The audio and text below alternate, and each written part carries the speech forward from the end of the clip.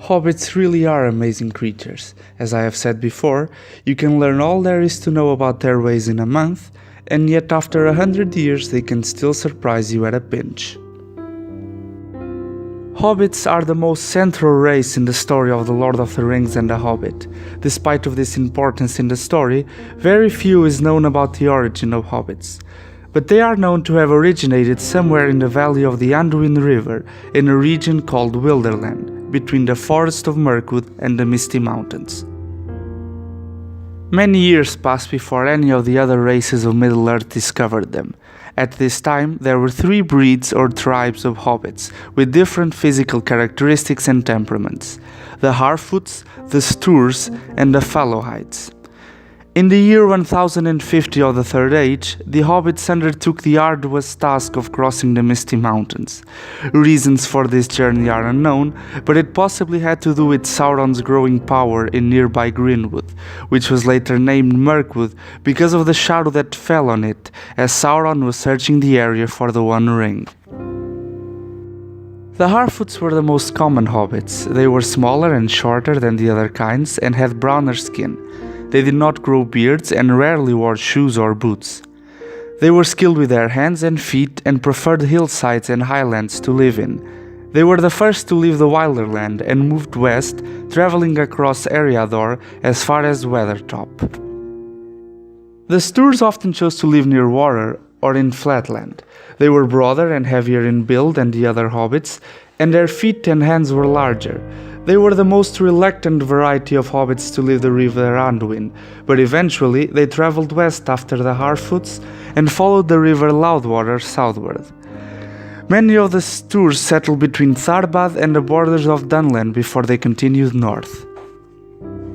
The Fallowhides, who preferred trees and woodland, were the least common variety of hobbits.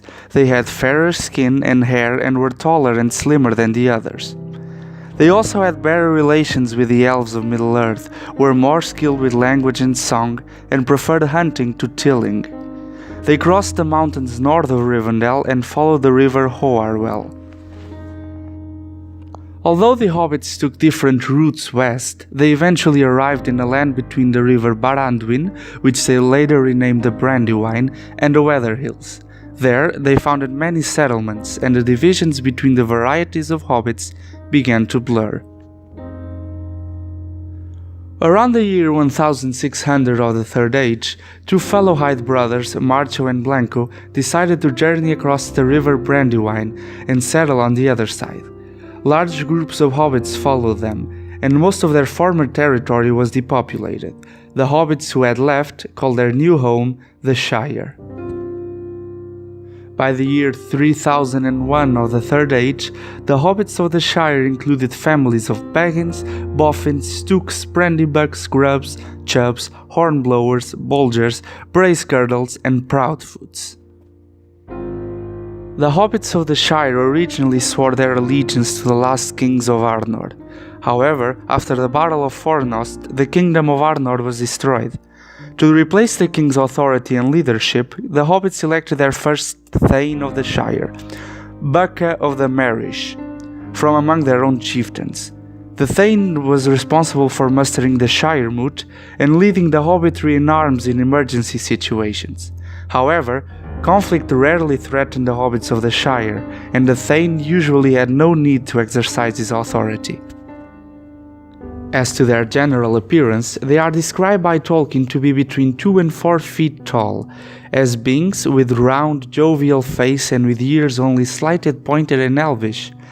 The hobbits who lived in the Shire dressed in bright colors and were fond of yellow and green. They were also skilled listeners and had good eyesight. Although they were inclined to be fat and did not hurry unnecessarily, they were also nimble and deft in their movements. Most hobbits enjoyed farming, food, ales, parties, and the giving and receiving of presents. They dwelled in hobbit holes. They were usually friendly, although they were often shy of men.